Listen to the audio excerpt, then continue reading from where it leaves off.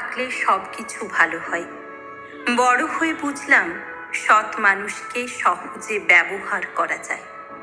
প্রতিটা মানুষই তার জীবনে বদলায়, হয়তো অভাবে, নয়তো আঘাতে। যে পাখি মায়া ছাড়তে পারে না, সে পাখি মুক্ত আকাশে উড়তে পারে না। খেয়াল করে দেখবেন, এই সমাজে যে কথা বলে তাকেই বন্দি করে রাখার চেষ্টা করা হয়, ঠিক তোতা পাখির মতো। কাককে কেউ খাঁচায় বন্দি করে না।